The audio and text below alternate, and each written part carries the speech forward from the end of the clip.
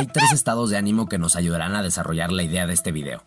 Es importante destinar la introducción a hablar de ellos porque, llegados al punto central, ayudará a embonar las piezas y a tener una comprensión profunda. Así que vale la pena que estemos atentos desde ahorita, que las palabras vayan cayendo poco a poco, disfrutar el desarrollo y llegar hasta el final porque ahí revelaremos el secreto que vamos a compartir. El primer estado con el que queremos arrancar es el de la inconformidad.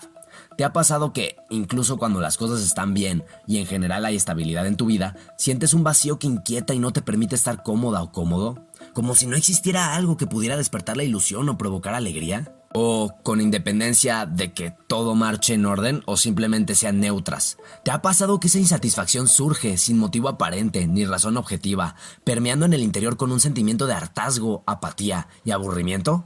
Como si nada llenara ni fuera suficiente.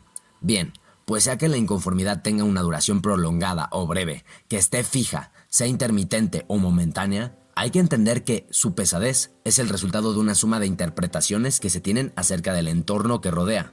Es decir, es el producto final de un cúmulo de creencias y pensamientos que, de forma constante, emiten opiniones negativas sobre la vida, haciendo bastante extenso el buzón de quejas y estirando una lista interminable de excusas para sentirse mal.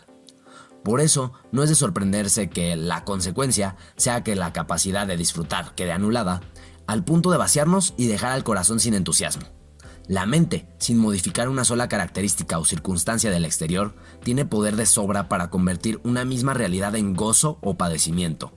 La perspectiva que adquiera dependerá de las cosas que le contemos y, en función de ella, sentirá. Pero quedémonos con que, por lo general, la inconformidad se gesta en la mente y ahí mismo echa raíces. Ahora vamos con el segundo estado, la frustración. Sin lugar a dudas, comparte varias similitudes con el anterior, sobre todo porque replica la costumbre de andar con una actitud de reproche frente al acomodo de los sucesos, el comportamiento de la gente y el paso del tiempo.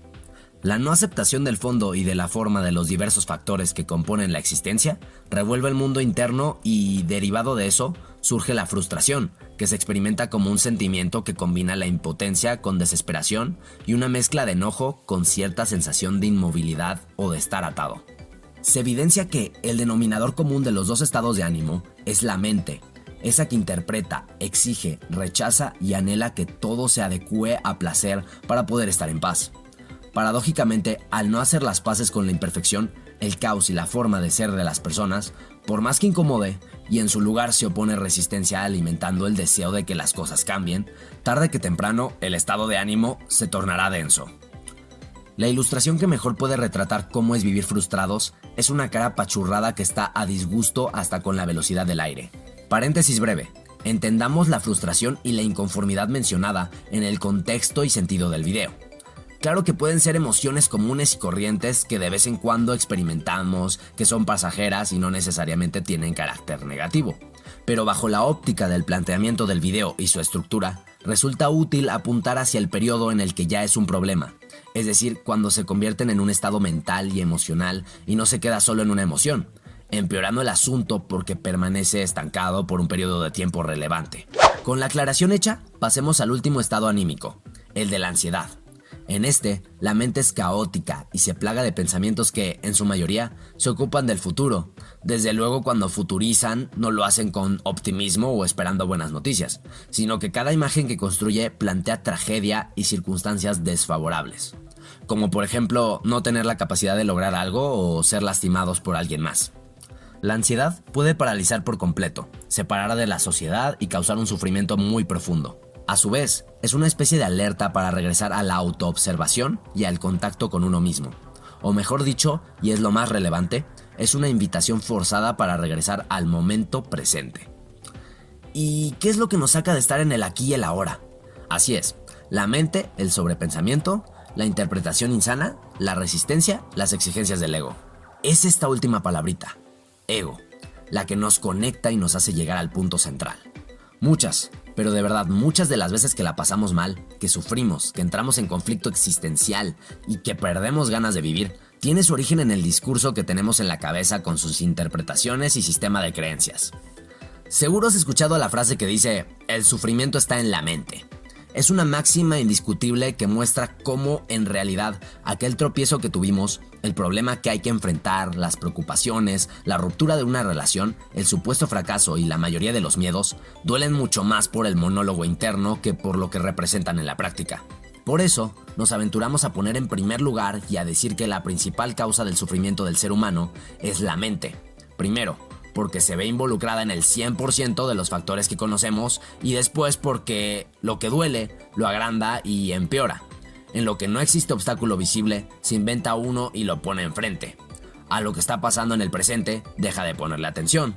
A los acontecimientos que ya pasaron, los revive, recrea la escena y nuevamente los siente como si estuvieran ocurriendo. Y lo que no existe aún, lo padece innecesariamente antes de tiempo con una fuerza irrefrenable e imaginando escenarios que nunca sucederán.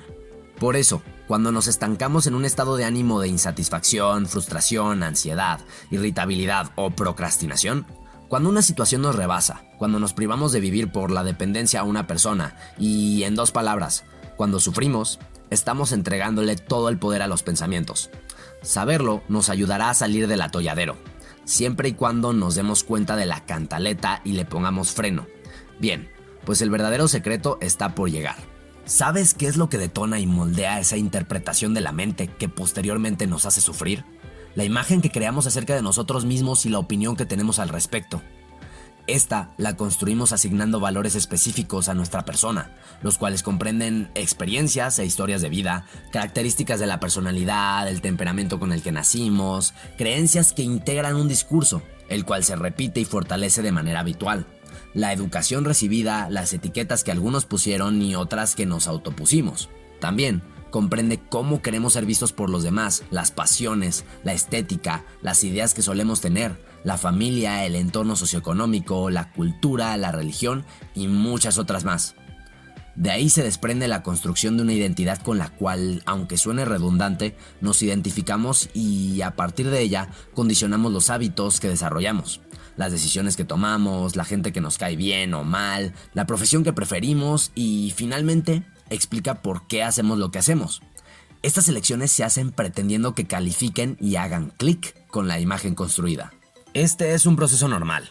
Por supuesto que, además de ser necesario para el ser humano tener una identidad y concebirla, su tendencia natural desde la infancia es a buscar una y desarrollarla. El problema radica en que, derivado de esa imagen, las acciones, las interpretaciones, los deseos, las expectativas y los estados de ánimo se rigan, adecúen y estén condicionados a la excesiva identificación con uno mismo. A esto puede llamársele actuar a partir del ego y ser gobernados por él. Y ahí llegamos al mero fondo del sufrimiento humano. Caer en el estancamiento de la frustración, inconformidad, recurrente malestar, apatía y permanecer en el sufrimiento no es más que reflejo del ego. Al estar tan apegados a la imagen que tenemos sobre nosotros, con un nombre, apellido, personalidad, apariencia, discurso y la historia que interna y externamente recitamos sin parar. Todo lo que no contribuya con esa identidad, que la ponga en riesgo, que sea una amenaza para el prestigio y se salga del guión que dicta cómo tienen que ser las cosas y las personas alrededor del yo, será motivo de sufrimiento. Es decir, si estás pasándola mal, llevas un rato doliéndote o la insatisfacción es constante y no puedes salir de ahí, es muy probable que estés remando contracorriente, luchando y resistiéndote a la realidad porque quieres proteger tu imagen y defenderla hasta las últimas consecuencias. Por ende, estás identificándote demasiado contigo, con tus autoconceptos y lo que crees representar. Si quieres empezar a vivir, si quieres exprimir cada segundo y disfrutarlo, si quieres contar una historia que te dé gusto recordar, deja de hacerle tanto caso a la cabeza. Cambia tus interpretaciones y deja de identificarte tanto con la imagen que tienes de ti. Acompáñanos y ayuda a Pagú a evolucionar hasta convertirse en anciano sabio. Escríbenos en comentarios y suscríbete para dejar abierta la conversación.